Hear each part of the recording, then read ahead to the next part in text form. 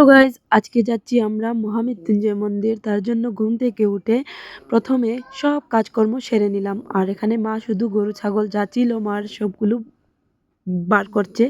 তারপর আমরা সবাই স্নান করে রেডি হয়ে গেলাম। ছোটো বেবিকে স্নান করিয়ে দেইনি, কারণ হচ্ছে এতটা ঠান্ডা ছিল কি বলবো, বৃষ্টির মতন কুয়াশা পড়ছিল।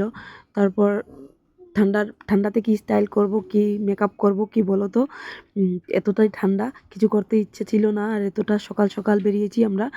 তো এখানে কথা বলতে বলতে অনেক এনজয় করে করে আমরা এসেছি। ফাইনালি মন্দিরে পৌঁছে গেলাম। এবার প্রসাদ নিয়ে নেব। তো প্রসাদ নেওয়ার জন্য হাজব্যান্ড যাবে এখন। প্রসাদ নেওয়ার জন্য আমি অটোতেই বসেছিলাম, কারণ হচ্ছে এতটাই ঠান্ডা, বেবিও ঘুমিয়ে পড়েছিল, তার জন্য আমি মন্দিরে বসেছিলাম। তারপর উঠে চলে এলাম।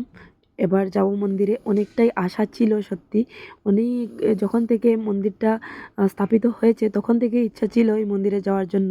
তারপর হাজব্যান্ড পরিক্রমা করছে, পরিক্রমা দেখে মনে হলো হঠাৎ করে এখানে যদি কেউ 7 পাক দেয় তাহলে তার হালতটা কী হবে বলো তো। সেটা ভেবেই আমরা অনেকটা চিন্তাতে ছিলাম। তো এটা একটা ভাবার কথা। তো খুবই ভালো লাগলো এই মন্দিরটাতে এসে, মন ভরে গেল সত্যি। অনেকটা টাইম এখানে 2 ঘন্টা মান ছিলাম। তারপর হাজব্যান্ড কবুতরকে খাওয়া দিচ্ছে। আর ছোটো বেবির কথা আর কি বলবো, ও তো বড় জায়গা পেয়েছে, এতটা দৌড়াদৌড়ি, এতটা দুষ্টামি করলো। অনেক খেলাধুলা করার পর ফাইনালি এসে পড়লাম এখন আমরা কিছু খেতে, কারণ সকাল সকাল বেরিয়েছি, কিছু খাইনি।